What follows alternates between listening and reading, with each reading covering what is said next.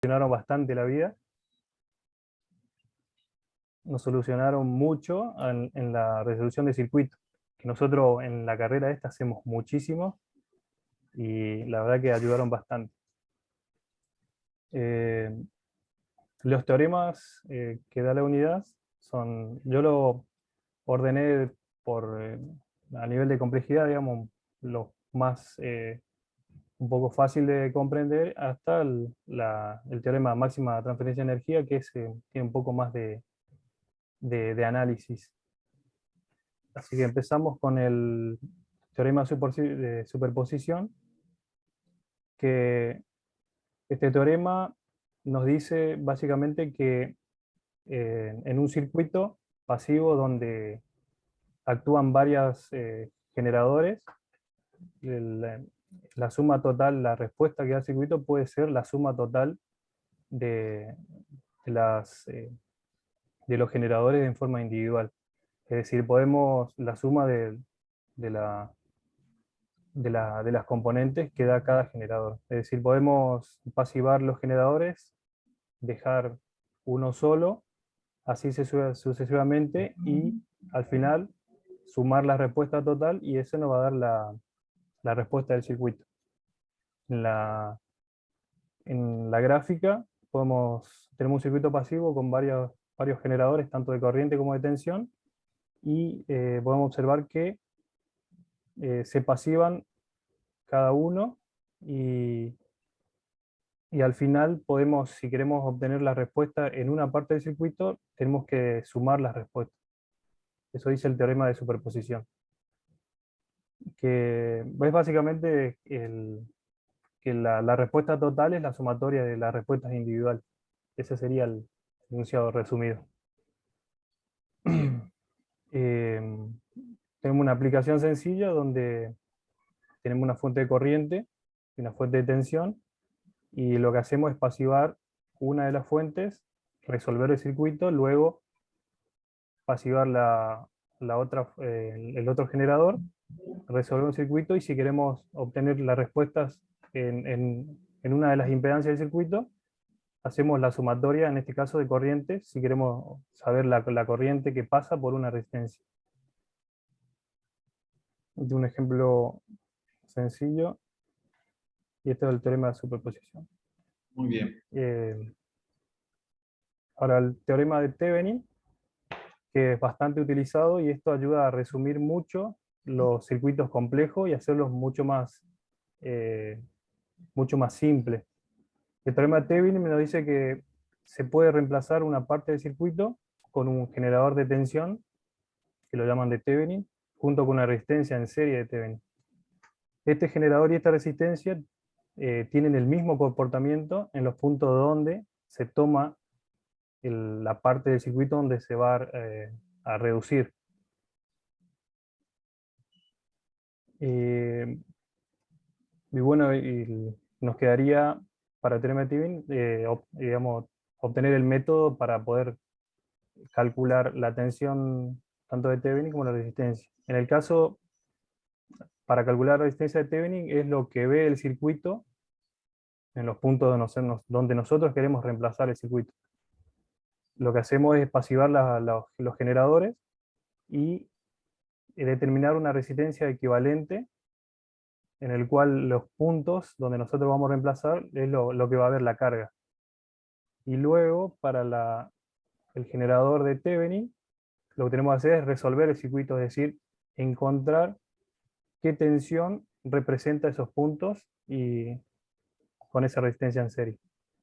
Eso nos dice, y esto ayuda bastante para reducir circuitos y hacerlos más simples para la resolución. Después pasamos al teorema de Norton, que es que también, que parecido al de Thevenin, nos dice que podemos reemplazar una parte del circuito con un generador de corriente y una resistencia en paralelo. Ese generador de corriente debe tener la misma dirección que, que la corriente donde pasará donde estaba el circuito que nosotros reemplazamos. La resistencia en paralelo también se calcula de la misma forma, eh, digamos, pasivando las fuentes y ¿Qué es pasivar la fuente, César? pasivar las fuentes eh, que ese generador no tenga efecto en el circuito. O sea, tanto un generador de tensión lo cortocircuitamos, o sea, que no genere tensión, es cortocircuitarlo, que tenga 0 voltios, y un generador de corriente es abrirlo. Pasivarlo sería abrirlo, que no genere corriente, o sea, es Muy bien. abrir el circuito. Eh, a diferencia del Thevenin, el método de cálculo es, obviamente, es lo mismo para Thevenin en cuanto al cálculo de la resistencia, es decir, qué es lo que ve el circuito que nosotros vamos a reemplazar, y para calcular la tensión debemos cortocircuitar los puntos y ver cuál es la corriente que va a circular en ese punto cortocircuitado, que va a ser el valor del generador, Bien. que es el equivalente a reemplazar el circuito total. Eso Muy es bien. el teorema de Norton, y bueno, y hay una relación entre los dos teoremas, que la resistencia de Norton es equivalente a la resistencia de Thevenin, equivalente a la de Norton, y la tensión de Thevenin es el proporcional. Muy bien. Muy bien. Bueno, esos teoremas, y pasamos al teorema de reciprocidad.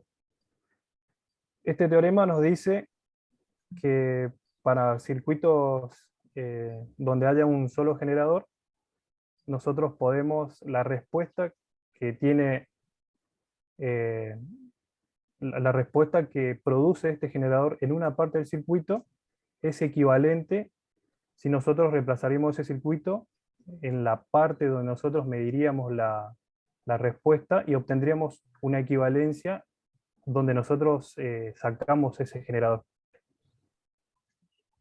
Eh, Básicamente es eso. Esto nos dice que en los circuitos eh, hay una, hay una, digamos, los circuitos pasivos siempre se comportan de las mismas formas, por eso nosotros podemos reemplazar los generadores y obtener una respuesta equivalente en distintos puntos del circuito. Es el teorema de reciprocidad, y nos dice que, bueno, lo da como un cociente para mantener la relación entre, entre el generador y la respuesta, que en este caso sería la corriente.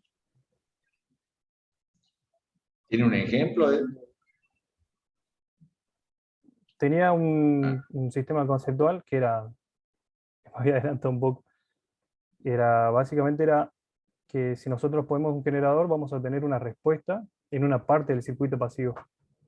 Y esa respuesta iba a ser proporcional si nosotros quitamos el generador y lo poníamos sobre el lugar donde nosotros habíamos tenido esa respuesta, y íbamos a tener una, una equivalencia en el circuito. Tenía un ejemplo sencillo donde tenemos dos generadores. Tenemos un generador, un arreglo de resistencias, y medíamos la corriente que, que producía este generador de tensión. Si nosotros lo reemplazamos, íbamos a obtener la misma respuesta en el lugar donde, acá lo explica mejor, de donde de lo quitamos. Es el teorema de la bien. reciprocidad. Perfecto. Hay una breve sugerencia, porque ya estamos hablando ya casi entre ingenieros, ¿no? Sí. Cuando hagan ejemplos así, por más que sea simple, ya no hablen de resistencia, ¿sí? Ah, y, Porque poner resistencia es mucho de física 2, ¿no? Ponen una impedancia. claro, Si quieren, hacen la impedancia. aclaración que la parte reactiva es nula, ¿me entienden? Está claro, ¿no? Bien. Es decir, que Así, una impedancia con parte reactiva nula, y pueden aplicar, queda que para los cálculos de manera sencilla, ¿no? Igual. Es decir, es un caso particular. Siempre hablamos de impedancia, ¿saben? Sugerencia. Bien. Bueno, este es el teorema de reciprocidad. Y pasamos a las transformaciones de estrella triángulo o de Kennedy-Millman. Este teorema nos dice que hay una relación entre la topología de conexión entre un arreglo de estrella y triángulo. Esta es la topología de conexión, y si resolvemos, podemos encontrar una resistencia de un circuito a otro haciendo operaciones que, digamos que si nosotros queremos encontrar o pasar cuál sería el equivalente de estrella a triángulo, y tenemos un circuito base, podríamos hacer cálculos para poder encontrar este circuito. En este caso, si queremos encontrar las conexiones de estrella a partir de un arreglo de triángulo. Este teorema lo que nos dice es que hay una relación entre las conexiones, y por eso se puede encontrar las impedancias de un arreglo a otro. En este caso tenemos el arreglo de triángulo a estrella, y mediante los teoremas matriciales se llega a esta deducción, que es la relación entre uno y otro. También se puede hacer de manera inversa, de estrella a triángulo, y la relación se mantiene haciendo operaciones diferentes, y se puede calcular las impedancias de una topología a otra. Bien. ¿Dónde lo utiliza generalmente? Se u- Estas transformaciones se utilizan mucho en la unidad de sistemas polifásicos, donde ahí se ve realmente las aplicaciones, donde se aplica tanto muchas veces en la industria. Y la aplicación más común es un arranque estrella-triángulo para un motor, donde se usa este tipo de conexiones para poder hacer el arranque. Eso es un ejemplo de aplicable a la industria. Muy bien, además seguramente lo va a explicar bien después Juan Carlos, pero vieron que siempre el modelo circuital va buscando la practicidad en todo, ¿no? Va buscando siempre la recta. Y esta transformación es ideal porque en los sistemas trifásicos, dependiendo de la configuración, por ahí resulta sencillo sacar una tensión de línea que es igual a la tensión de fase, por ejemplo, ¿sí? O en el caso de las corrientes en otra configuración, y facilitan los cálculos. Entonces, por eso se va de una configuración a otra a través de esta transformación. Para facilitar los cálculos. Muy bien. Seguimos. ¿Sí? Y llegamos al teorema de compensación, que este teorema nos explica que a una impedancia puede reemplazarla por un generador de tensión que tenga el signo y el sentido por el cual, por esa impedancia circulaba la corriente. O sea, en este caso, siempre se pone sentido inverso. Este teorema tiene una aplicación muy práctica que se usa para encontrar de una manera más exacta las pequeñas variaciones que tienen circuitos. Se usa bastante en circuitos puentes, donde la detección digamos, la variación del circuito a detectar son mínimas, entonces se puede usar este teorema. En este caso, un generador de tensión hace circular una corriente sobre una impedancia, y esa impedancia tiene una pequeña variación que hace circular una corriente también, que es la respuesta de esa variación. Entonces,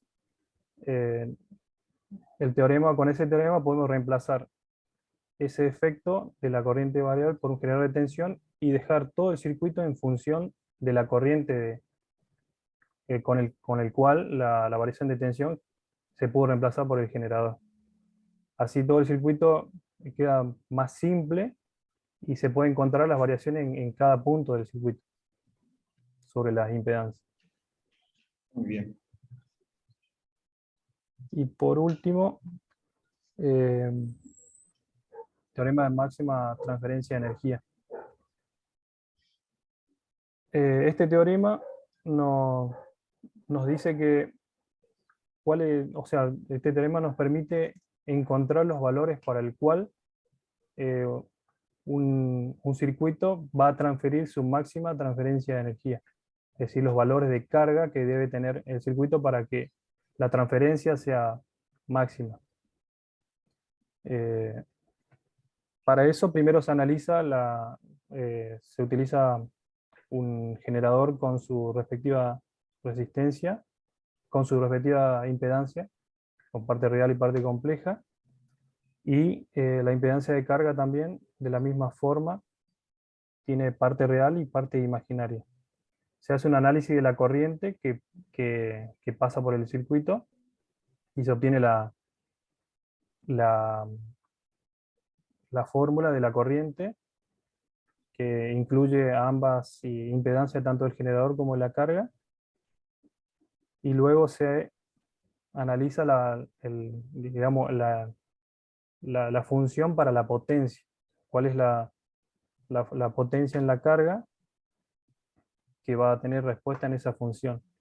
Entonces la potencia total, en este caso, va a ser la que pasa por la impedancia de la carga, digamos la potencia de la carga más el generador. Y esto nos genera una función de potencia total como la que está abajo, donde incluye ambas resistencias. Y esa relación determina un rendimiento que solamente está en función de las partes reales de ambas impedancias. Y para este teorema se analizan tres casos. El primer caso, o sea, en la búsqueda de los valores ideales para el cual se da la máxima transferencia de energía, se analizan los casos donde puede variar la parte reactiva y dejar la parte real de la impedancia queda constante, o sea, la parte resistiva. Y partimos de la función de la potencia de la carga.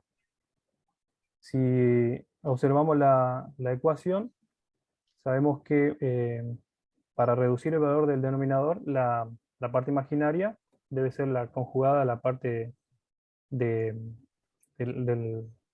digamos, la parte de conjugada de la carga debe ser el equivalente a la parte del generador. Eso me elimina el segundo miembro del denominador y obtenemos una expresión donde aumentó la potencia en la carga. Además de eso, además de tener esa condición, también está el caso donde puede variar la resistencia de la carga. O sea, ya fijamos el valor de la parte resistiva de la carga, sabemos cuál es el valor por el cual la potencia en la carga va a ser máxima, pero también tenemos la opción de poder variar la parte real, la parte resistiva.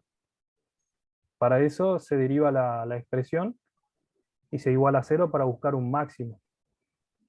Eh, para buscar un máximo y nos da una expresión donde digamos, la resistencia de carga debe ser igual a la resistencia del generador. Sumado a las dos condiciones, de la parte imaginaria y la real, nos da que digamos, la impedancia de carga debe ser el complejo conjugado de la impedancia del generador, para que se obtenga la máxima transferencia de energía, en ese caso. Muy bien. El segundo caso, donde no se puede variar la parte, digamos, la parte reactiva, es constante o no, por alguna razón no se puede variar y se puede variar solamente la parte real, o sea, la resistencia. partiendo nuevamente de la ecuación de la potencia de carga, se deriva, digamos, esa ecuación con respecto a la resistencia de carga, y se obtiene este valor de resistencia por el cual con una parte reactiva fija va a ser máximo, que es esta la raíz cuadrada de ese argumento. En el caso de que no se pueda, digamos que es constante la parte reactiva. Y el tercer y último caso es cuando se puede variar la amplitud tanto de la parte reactiva y de la parte real, pero se mantiene constante la relación. Es decir, el ángulo, o sea, si se varía la parte real, la parte reactiva debe variar en concordancia para que la relación sea constante. Para esa relación, si se deriva con respecto, o sea, si esa relación que es una función, digamos, una función circular, se deriva la función de la potencia de carga, se obtiene que para la máxima transferencia en estas condiciones, el módulo de la impedancia de carga debe ser igual al módulo de la impedancia del generador, en esas condiciones, que es los tres casos posibles que se presentan en las variaciones de la carga. Muy bien. Y, Muy bien. y al final podemos tener la gráfica en cuanto al rendimiento y a la potencia máxima.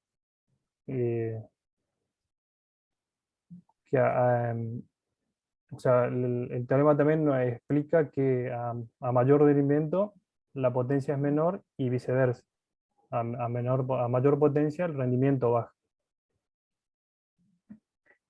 Y en este punto, bueno, hay puntos donde la potencia va a ser máxima, el rendimiento va a estar en el 50%, y donde la relación de la resistencia de carga es igual a la resistencia del generador, que es este punto aquí. Y de ahí se cumple la relación que cuando uno aumenta, la otra disminuye. Bien, y ese punto de intersección.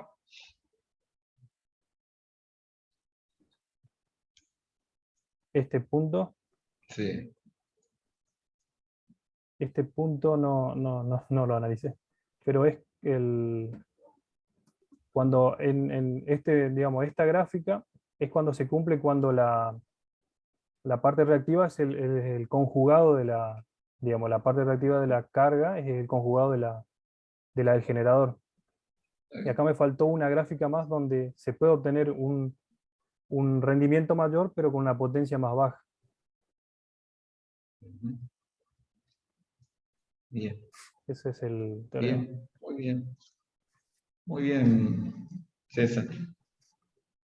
Muy bien, ¿alguna pregunta a los otros muchachos?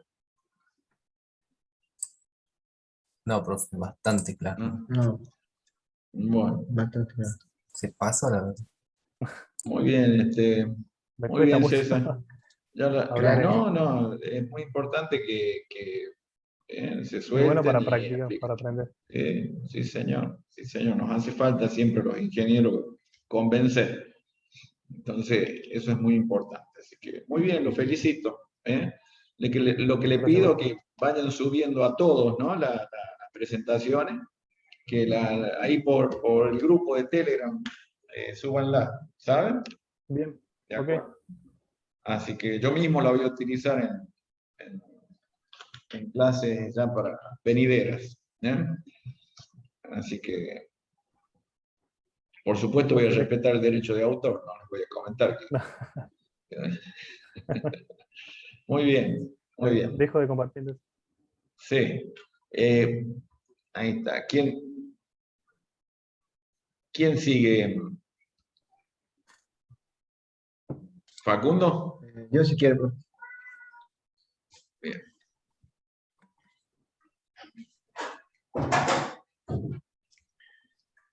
Ahí está Facundo. Bueno, profe. Espera un segundito y Sí, ya sí. arranca. Sí. Profe, ¿puede ir hasta el baño y volver? Así. ¿Qué está? No me diga que está nervioso. Es que estoy tomando ¿Eh? agua, por eso. ¿Sí? No, y bueno, ¿en serio me está diciendo? Ajá, Sí, vaya, vaya. Vaya. ya ven. Paso, contesto acá.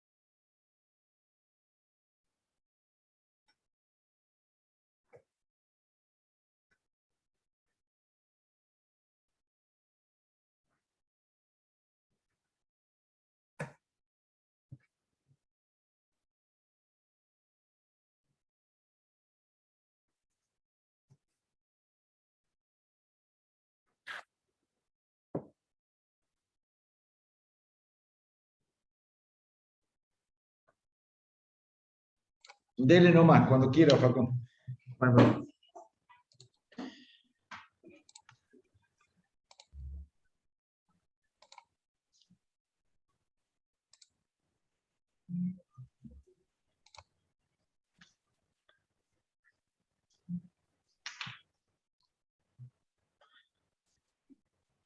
Este, ustedes me avisan cuando aparezca ya. Sí, Sí, se ve perfecto. Régimen ¿Está? permanente. Bien. Esta presentación, profe, va a ser, y chico, es didáctica, tiene varios ejemplos y formas de ver lo que voy a explicar, así que por si las dudas, no se ve la imagen, me avisan. No sé cómo irá el internet. Muy bien. Por ahora viene bien, Facundo, así tranquilo. Bueno, bueno, bueno, yo elegí la unidad número 3, que es la unidad de régimen permanente, en esta unidad, voy a hablar brevemente acerca de los fasores armónicos, sus propiedades, algunas relaciones, la relación y las propiedades y las relaciones que tienen con las funciones trigonométricas, este, para luego hablar acerca del régimen permanente, que es la respuesta forzada, con excitaciones senoidales para circuitos resistivo puro, capacitivo puro, inductivo puro, y para circuito RLC, series y paralelo. Así simple, breve, así no me estiro mucho. Y después con estos resultados que obtengo aquí, yo defino a las impedancias y admitancias. Y ya como último, hablaré algo de las potencias y factores de potencia, de mérito y dispersión.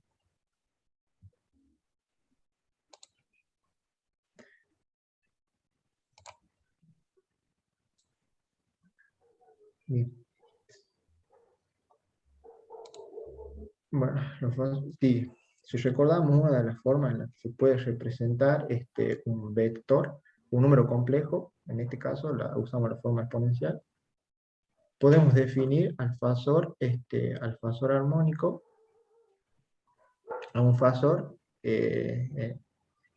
al fasor armónico, ¿no? En este caso, este es un vector que forma un ángulo omega, un ángulo con respecto al eje real, en este caso el ángulo es omega t más tita, de tita es la fase inicial que tiene el fasor, ¿no? Bueno, lo que se define fasor al vector giratorio, a un vector giratorio, un vector giratorio, a eso lo podemos ver con esta expresión, en donde vemos que el ángulo varía linealmente con el tiempo, lo que se vería que esto, que el vector va girando, ¿no? Por eso se lo llama fasor. Y armónico porque su periodo es de 2π. 2π. Bueno,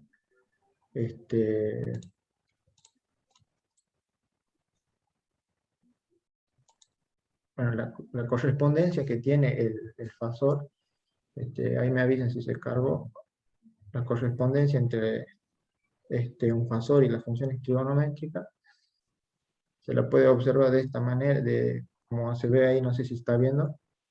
Perfecto. Sí, se ve muy bien, perfecto. Sí, se ve muy bien. Bien, esta es la correspondencia que tiene, que surge a partir se lo puede relacionar con la fórmula de Euler, que define que se puede proyectar al fasor armónico en el plano complejo, y obteniéndose una senoidal así como la que se está observando, ¿no? Y bueno, aquí dependiendo si es que el fasor inicialmente tiene algún ángulo, se lo puede, se lo puede notar el ángulo de fase inicial, ¿no? Ahí si quiero lo puede volver al fase inicial 0, ¿no? Facundo, Igual le hago para esto. una consulta. Sí, sí. ¿Cómo es la aplicación? ¿Con qué aplicación hace esta presentación? GeoGebra. GeoGebra es Sí. una aplicación, yo no la descargué, pero la tengo online, se la puede ocupar online. Ah, Es bien, online. de Esta uso aplicación, gratuito. estos son ejemplos que tiene GeoGebra de circuitos eléctricos. Está muy bueno, ¿no? Está muy bueno Para, GeoGebra, a tiene, los Está fines buenísimo, sí, muy bueno. a los fines didácticos. sí, Este, sí. así que, Ahí. excelente. Bueno, algunas propiedades que tienen los fasores armónicos son la suma, que a la suma se la puede obtener aplicando ya sea la regla del paralelogramo o la de la poligonal, en donde en este caso se observa que en la suma, esta correspondencia que estuvimos hablando acerca de las funciones trigonométricas se mantiene en la suma. En cambio, en el producto, cuando hacemos el producto de fasores, la correspondencia acá no se conserva, sino se obtiene resultados distintos. Bueno, otras propiedades que son la derivación y la integración, las que más nos interesan, las que más nos salva la vida, las que más nos encanta, son estas propiedades que dicen que se puede transformar una derivada en un producto y a la integración en un cociente. Con esto nos ayuda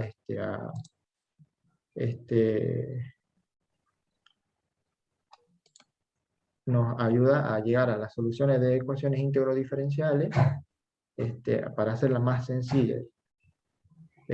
Si tenemos algún circuito en el dominio del tiempo en donde nosotros aplicamos las leyes circuitales que hemos visto en todos estos años, y donde aplicamos una excitación en la variable temporal, ¿no? todo hasta ahora en la variable temporal, utilizamos un modelo de circuital idealizado de parámetros concentrados, lineal, de parámetros concentrados, que estuvimos viendo este año.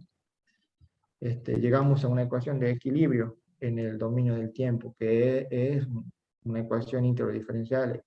Se lo puede resolver, pero obviamente se vuelve más compleja a medida que se agranda la cantidad de malla, de nodos y eso.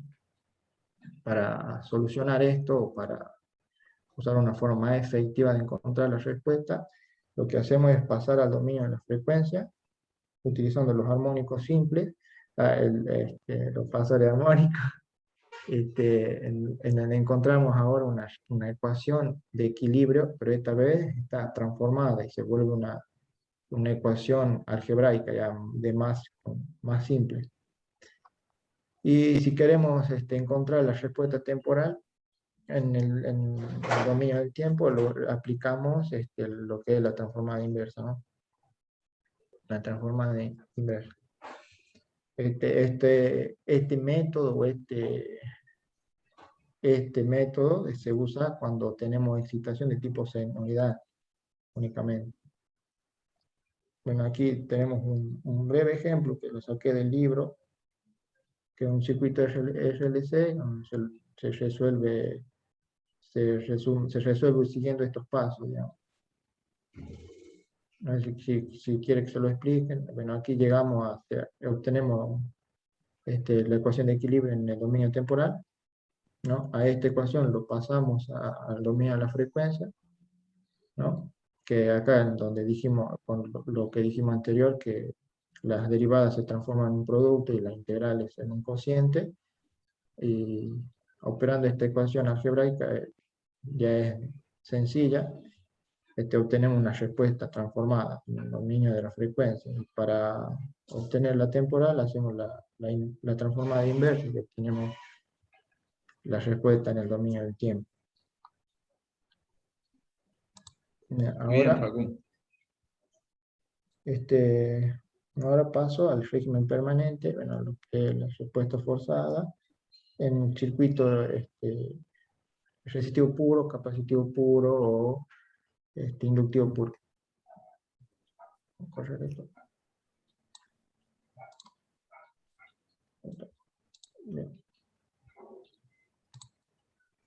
Bueno, acá cuando tenemos un circuito resistivo puro, ¿no? Y le introducimos una señal senoidal, de este tipo senoidal,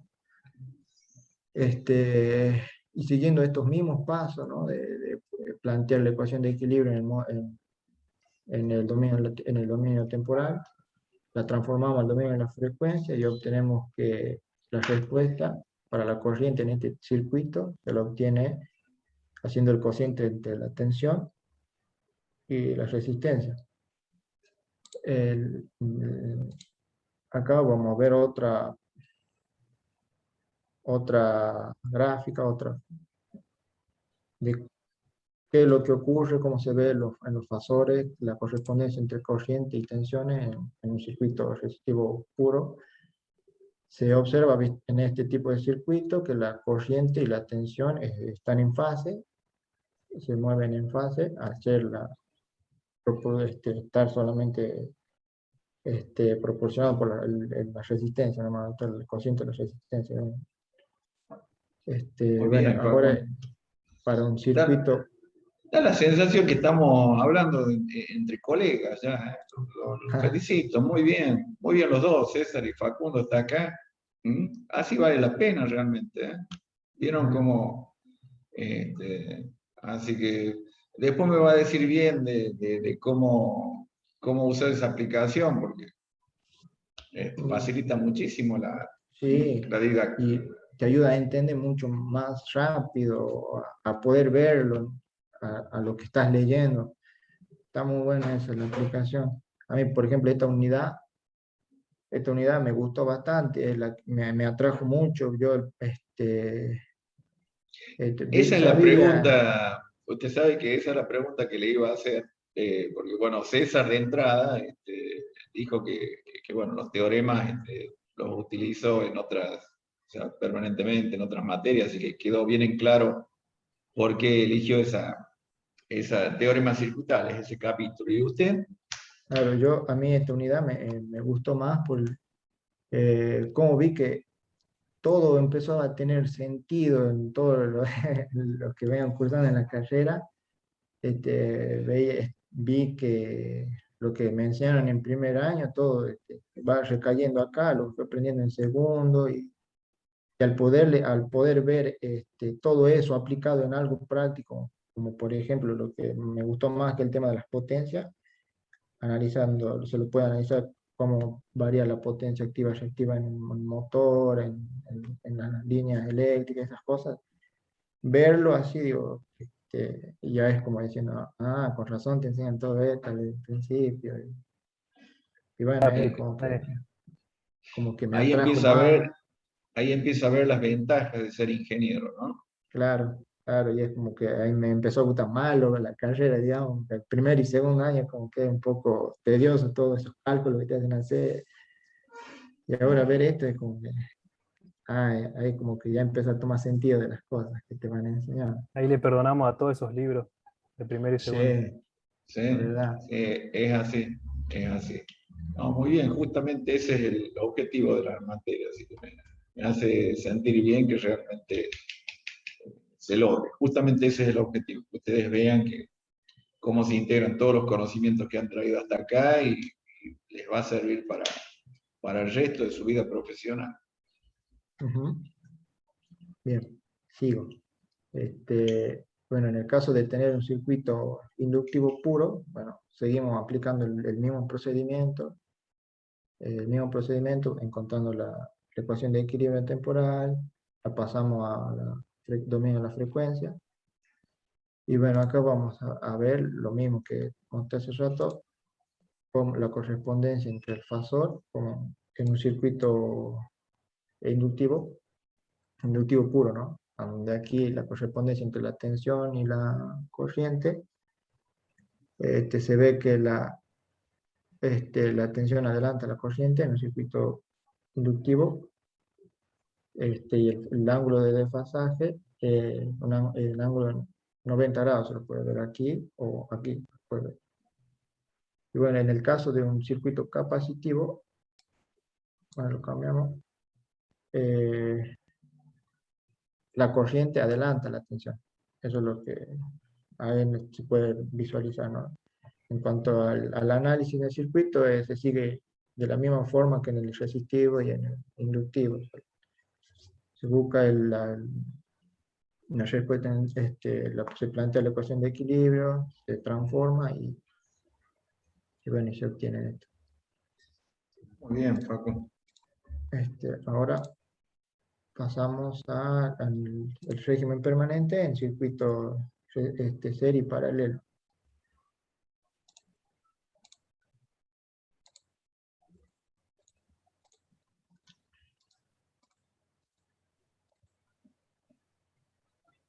Ahí está, justo ahí hay un puntito donde tenés que tocar para que te salga y no le encuentro, a veces, a veces le encuentro, a veces no, por eso. Bueno, en el caso de tener un circuito RLC en serie, volvemos a plantear el mismo método, volvemos a hacer el mismo método, buscamos la ecuación de equilibrio, lo pasamos al dominio de la frecuencia y encontramos la respuesta temporal. En este caso, por ser un circuito en serie, el elemento común, la corriente va a ser el elemento común tanto a la resistencia como al inductor y al capacitor, por ser un circuito en serie. También podemos ver un diagrama de cómo es los fasores de tensiones para este circuito RLC en serie, en donde bueno, el elemento común es tomado respecto a la corriente, ¿no? Los ángulos son tomados respecto a la corriente, ¿no? Por el elemento común. Donde aquí podemos, en esta aplicación está genial, podemos variar los valores de las tensiones en la resistencia y va a ir variando todo, la amplitud, el fasor de tensión total, es el resultante, ¿no? Que también a esto se lo puede obtener aplicando la regla del paralelogramo o la de la poligonal. Es un análisis de vectores o aplicando un simple análisis de vectores. Ahí se puede ver cómo la Un componente... chiche, ¿eh? Un Sí, verdadero chiche para el sí, esta es la componente inductiva, de la tensión inductiva, esta es la capacitiva y esta es la resistiva, por si no se llegase a ver. Está en la misma dirección que la corriente, por lo que dije anteriormente.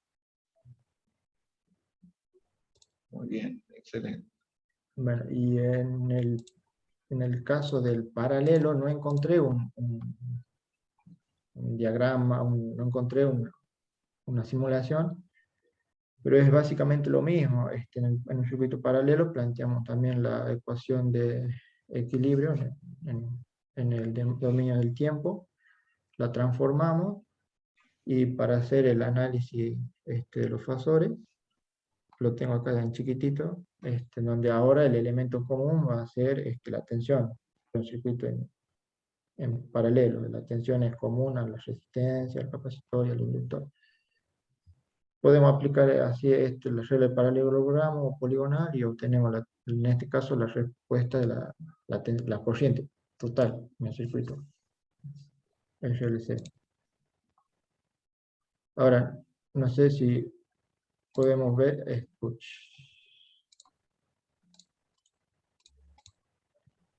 con estas ecuaciones, si con esta ecuación y esta ecuación, me pareció más sencillo definir de una forma más rápida lo que es la impedancia y la admitancia.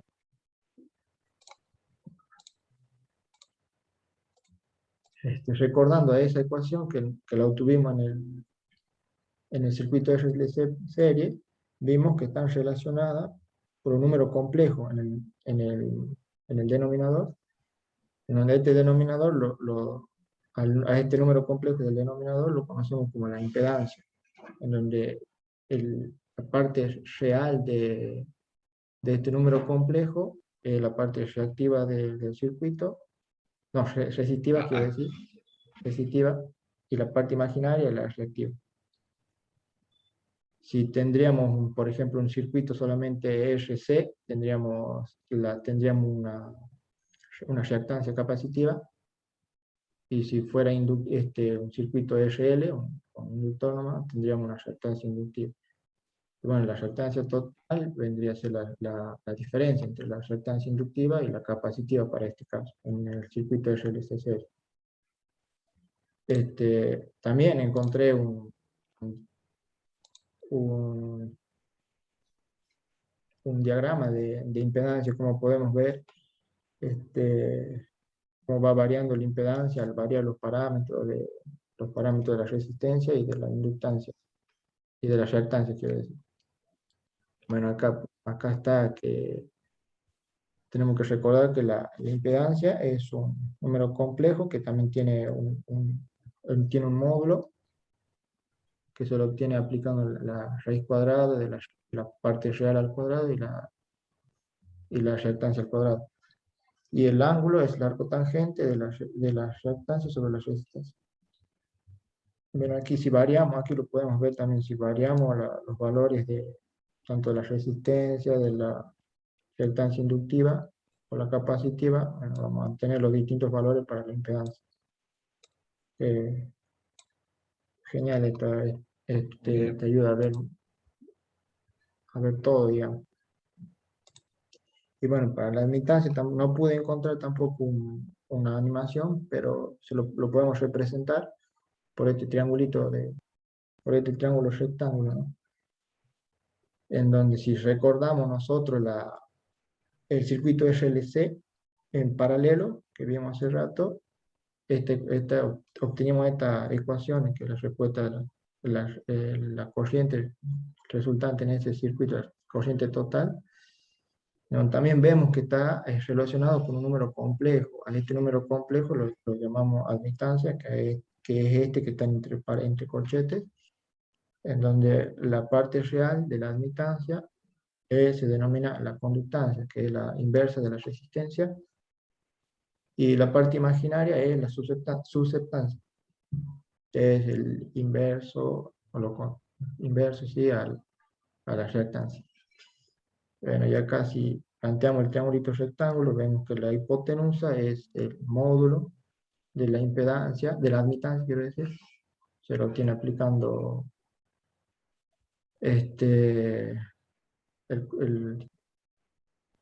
¿cómo se llamaba la propiedad de esa? Bueno, la Pitágoras, Pitágoras, sí, por Pitágoras. Bueno, y donde los catetos son la conductancia y la admitancia. La conductancia y la susceptancia, quiero decir.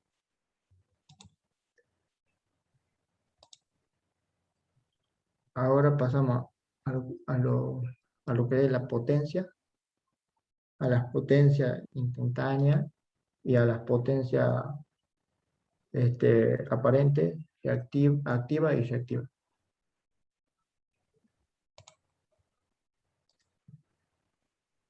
Bueno,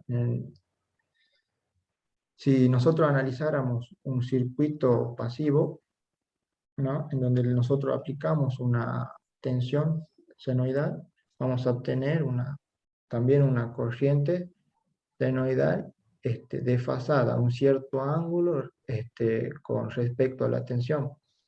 Este desfasaje va a depender según sea el carácter del circuito, si es inductivo o capacitivo.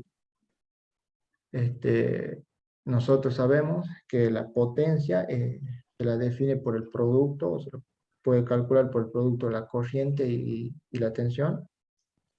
Bueno, nosotros ahí evité hacer todos los pasos matemáticos y directamente puse la fórmula, la final, digamos, que la potencia aquí está compuesta por una parte constante y una parte senoidal que tiene una frecuencia doble, cosenoidal con una frecuencia doble. Bueno, aquí tengo los diagramas de cómo se comportaría la potencia si al variar este ángulo, pero se lo voy a mostrar mejor en la aplicación, que también se lo puede ver muy bien. Si tuviéramos el circuito resistivo puro con un ángulo igual a 0, ¿no? Con un ángulo inicial de desfasaje 0, la potencia va a ser positiva y tiene un valor medio, ¿no? La potencia. Ahora, si el circuito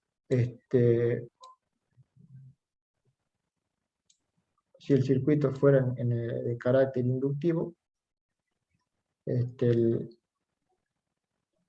ángulo de desfasaje sería 90 grados, se obtiene bueno, ahí 94, 90. Vemos que la potencia que se suministra a la bobina se entrega y se devuelve de vuelta, entrega al generador a la bobina y desde la bobina al generador. Es un proceso reversible. Es un proceso reversible. En cambio, en el resistivo puro, el proceso es irreversible porque la energía acá se lo puede ver si analizamos el área debajo de las curvas, eso representaría la energía, ¿no? En este caso la energía es nula. La energía, el intercambio de energía es nulo. En un resistivo no es nula el intercambio de energía. Y en el caso de un capacitivo, de un circuito capacitivo, en donde el ángulo ya pasa a ser menos 90 grados, se tiene lo contrario que en un circuito inductivo, en donde tiene el mismo efecto, solamente en sentido contrario, digamos. Y bueno, también el proceso de la transferencia de energía es nula. Muy bien. Ahora, la potencia aparente, a mí me resultó más sencillo explicar el tema de las potencias aparente, activa y reactiva, definiendo del vector potencia, el fasor PS, que es el producto que es igual al producto de la tensión por el conjugado de la corriente. Este vector da un número complejo en donde la parte real es la potencia activa y la parte imaginaria es la potencia reactiva. Me resultó más sencillo verlo desde ese lado, en donde se lo puede relacionar a la potencia activa por el valor medio del circuito, como el valor medio de un circuito resistivo puro, en potencia activa. Bueno, acá también podemos ver cómo variando el ángulo, van a ir variando las potencias activas y reactivas, solamente que me faltó ponerle los fasores, ¿no? En ponerle cómo va variando la potencia, los fasores, el módulo del fasor aparente, de la activa y la reactiva, y cómo va variando también el ángulo phi. Muy bien. ahora hablaré algo del factor de potencia. Si nos retomamos, retomamos el valor, el módulo de la potencia, de la potencia aparente, ¿no?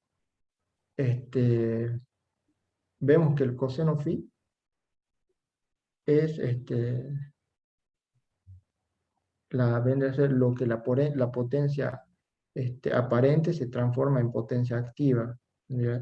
Podemos verlo por ese lado, en donde cuando mayor sea el ángulo, bueno, lo que se buscaba es que el coseno tienda a ser 1, para obtener un mayor aprovechamiento tanto en las redes eléctricas como en las máquinas. Y bueno, acá podemos ver en esta simulación un poco lo que es la compensación del coseno phi, en donde vemos si variando tanto podemos variar como la potencia aparente, en este caso que representa la potencia aparente, podemos ver toda la variación que van a tener tanto la potencia reactiva y la activa. Y acá, para hacer la compensación del coseno phi, usualmente se agrega condensadores para corregir ese factor de potencia. Bueno, aquí se lo puede ver, mientras más agregando más capacitores, vendría a ser, reduciendo Claro, ese factor de porque potencia. fíjese ahí, tiene la potencia reactiva, ¿sí? Sabiendo el valor de la potencia reactiva, puede saber el valor de la reactancia capacitiva, y sabiendo la frecuencia en la que va a trabajar el circuito, puede calcular el valor de capacidad necesario para hacer esa compensación. Habla de compensar con la potencia, ¿no? Reactiva, Claro. y ahí se desprende el valor del banco de capacitores que tiene que poner. Eso usualmente es usado en las industrias para reducir ese factor, el coseno phi. Muy bien. Muy bien. Bueno, ya por último, así no me alargo más, hablaré de algo del factor de mérito. Que el factor de mérito se lo conoce como una idea cuantitativa de cuánto se aproxima un elemento, ya sea puede ser un capacitor o un inductor, real a un ideal. Y el factor de dispersión es el factor de calidad para los resistores, que en este caso debe ser inverso al anterior, al factor de mérito. Para el factor de dispersión, para los resistores, debe ser lo más grande posible, y para los inductores o los capacitores tiene que ser lo más chico posible. Y bueno, y eso sería más o menos todo lo que preparé para hoy. Muy bien, Facundo. Muy bien. Realmente muy bien por el tema de haber buscado la forma de explicarlo a través de aplicaciones, todo. Muy bien, ¿eh? Muy bien. Felicito. Muchas gracias. ¿Tienen alguna pregunta, muchachos? No, César profe, y Juan. excelente las animaciones, ¿Cómo hace Anímense, para no, ser tan bueno, no? muy buenas. no, Sí, no, está bueno. ¿Cómo facilita, no? Lo que es el manejo de las herramientas, cómo hace mucho más ameno, ¿no?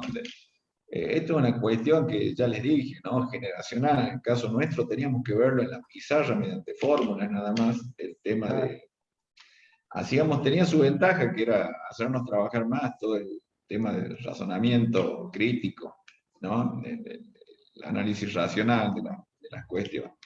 Pero bueno, acá no necesita eso. Directamente, muy bien. Muy bien, los felicito, ¿eh? 10 puntos. Viene muy bien, así que espero que Juan Carlos no desentone, ¿no? Y voy a tener que, como le digo, profe, no tengo todavía lista. Si quiere le puedo Ah, mostrar lo que encontré y sobre lo que sí, quería sí, lo que hablar. tiene. No, no importa, no importa, lo que tenga. Lo que tenga, si cerramos ahora, no se preocupe. ¿Eh? No, la verdad que, como le digo, no tuve tiempo de prepararlo, pero había encontrado algo de lo que quería hablar y por eso elegí el No, no, tema pero de... el tema no decía que tenían preparado lo de trifásico, de sistema trifásico. Sí, profe, había quedado también medio inconcluso, la Ah, verdad, no, por eso no. bueno.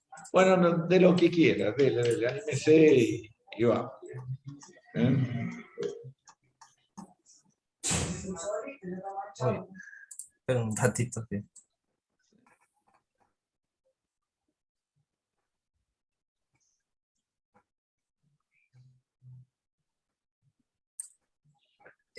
Si puede, profe, para compartir.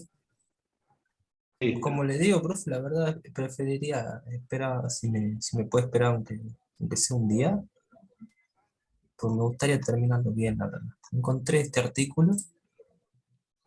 Bueno, coméntelo porque ya en este grupito nos conocemos mucho de la presentación anterior, así que Exacto. dígame por qué elige lo que elige, o sea, ¿qué le llamó la atención de este capítulo?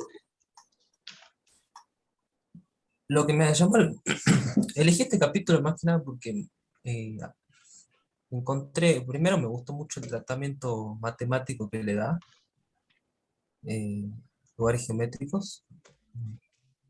Trata mucho sobre el tema del plano complejo y esto es lo que me encantó de este capítulo. Y un poco me acuerdo de lo que mencionaba, que en base a esto, o sea, porque básicamente el análisis que nosotros hacemos, por ejemplo, en otra materia en medios de enlace, es justamente nosotros estudiamos todo eso las relaciones de onda estacionaria y toda esa otra parte, ¿no? Todo definido en complejo. Y justamente lo que me gustó de este capítulo es que explica mucho eso, los distintos, cómo los distintos parámetros van afectando la impedancia y cómo eso se representa en el plano complejo acá, a través de distintas curvas. Entonces lo que estaba por plantear era, bueno, ir un poco repasando sobre este capítulo para llegar un poco a esto. Esto encontré que me gustó bastante. Son las ecuaciones que, bueno, acá primero un poco define todo lo que sería lo de las líneas de transmisión y todo eso, pero un poco más adelante el artículo termina definiendo cómo se generan las ecuaciones de los círculos que originan que originan la carta de Smith. Este está un poco medio, es bastante largo, un poco largo el paper, pero sin embargo, esta página lo tenía un poco más resumido, como iba trabajando para ir simplemente obteniendo mediante transformaciones complejas, como ir obteniendo las ecuaciones para los distintos círculos, ¿no? De resistencia constante, de distancia constante. Eso quería trabajar un poco, pero no, la verdad que Y usted, si usted va al apunte de álgebra, lo tiene que tener. Yo diría, es un tema que pasa casi sin pena ni gloria cuando lo ve en álgebra. ¿Mm? La ecuación de las elípticas. No sé si ustedes En la parte de lo secciones vieron. cónicas. Sí, sí, sí, las cónicas, sí. ¿Eh? Y bueno, uno lo ve tedioso al tema, pero bueno, es la base para la explicación de cómo se genera la carta de Smith, ¿no? Así que sí, es interesante. Yo lo que le propongo es lo siguiente, Juan Carlos. De más está decirle que es un grupito reducido que me encantó durante todo el año. No tan solo por la constancia en las clases, sino que hubo un ida y vuelta que realmente es lo que se pretende, es lo que pretendemos desde este lugar, que despertar en ustedes en ese sentido, ¿no? Ese sentido de esa pasión en la ingeniería cuando realmente notan que la carrera les brinda todas las herramientas científicas para ejecutar, ¿no? Para ejecutar y resolver el problema. Entonces, lo he sentido con ustedes, así como tengo una intuición de que con un poquito más de empuje hasta se lograrían proyectos importantes, cuestiones son muy imaginativos, creativos, y yo creo que eso hay que fomentar. Entonces, lo que le iba a proponer, en el caso suyo, que haga la presentación, hágala así y súbala al grupo. Lo importante es tener ese trabajo. Ya sé de sus habilidades para explicar. La vez pasada explicó usted el tema de función de transferencia y todo eso, así que de la Tremenda plaza. presentación de la plaza. Esta clase fue tremenda. Así que no hay problema. Lo que sí le pido, como es un tema lindo, hágala la presentación, viendo esos artículos, todo. No sé si en un Power o en la presentación que usted quiera, y mándela ahí al grupo de Telegram, ¿le parece? Bien, profe, va a ser más, este es bastante más matemática No, que pero lo que... está bueno. Y encárelo desde el punto de vista, ¿cómo haría usted para explicar algo tan matemático, ¿sí? Y convencer a un equipo de trabajo que es lo que tiene que aplicar, ¿me entienden? Así como yo pienso cómo tratar de convencer a usted de que todo este modelo matemático que por ahí resulta tan tedioso sirve realmente para resolver problemas. ¿Cómo haría usted con este capítulo para explicar? Eso es lo que le pido, nada más. Pero desde ya que están aprobados, con muy buenas notas, ya le voy a pasar la nota final ahí a Hugo, y los felicito a los tres, realmente por la constancia, sigan así. Es un orgullo realmente ser ingeniero. Eso no se olviden nunca. El tema, y yo creo que acá en nuestra provincia, sobre todo, tenemos que replantear nuestro rol. Creo que tenemos que ser más activos porque nuestra provincia necesita de acciones concretas en ingeniería para cambiarle la fisonomía a la provincia y sea productiva. Ya no queremos que sea una provincia ¿no? que siempre vaya a Nación a pedir plata para sobrevivir. Tiene potencial, tiene mucho potencial la provincia. Pero usted habló de la industria del software, yo les hablaba del tema, con todo esto de la pandemia, del tema de la ingeniería clínica, la bioelectrónica, es tremendo el potencial que hay. ¿Me entienden? O sea, no tiene límite, no tiene techo. Entonces es una La cuestión que electrónica en la agricultura, sí. hay que fogonear todo eso. Y bueno, por lo menos ustedes se nota que tienen ese fuego sagrado. Así que no olviden nunca que realmente estamos en deuda nosotros con la sociedad. El otro día, yo tengo un grupo de WhatsApp que estamos en contacto con colegas que nos recibimos juntos en la Universidad de Córdoba, ya todos viejos, ¿no? Todos y bueno, tengo colegas que están en otros países, en Estados Unidos, y la mayoría están en Córdoba, ¿no? Obviamente que han quedado los cordobeses, y a raíz de los dichos del presidente, todos me hicieron reír, todos los dichos del presidente, que Córdoba se considera diferente. Y usted sabe que toda la vida Córdoba ha sido productiva. O sea, esa es la gran diferencia. Por eso es que Córdoba se atrevió siempre a hacer frente a lo que no le gusta con respecto a los lineamientos de nación. No es la primera vez, ¿no? No es la primera vez, o sea, usted va a la historia.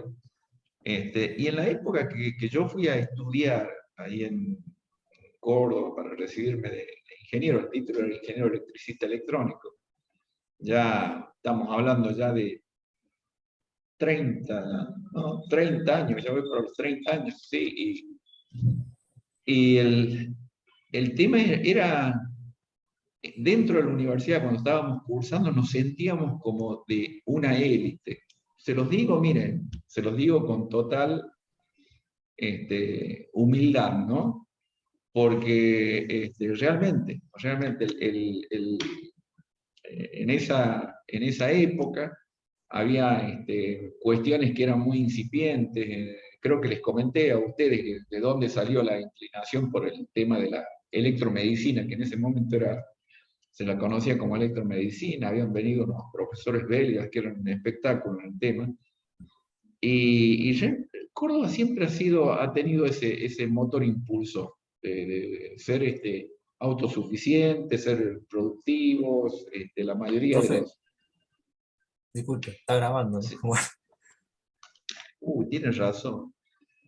Bueno, de todas maneras, bueno. Con esto concluimos. La verdad, excelente, excelente quedamos así entonces, Juan Carlos.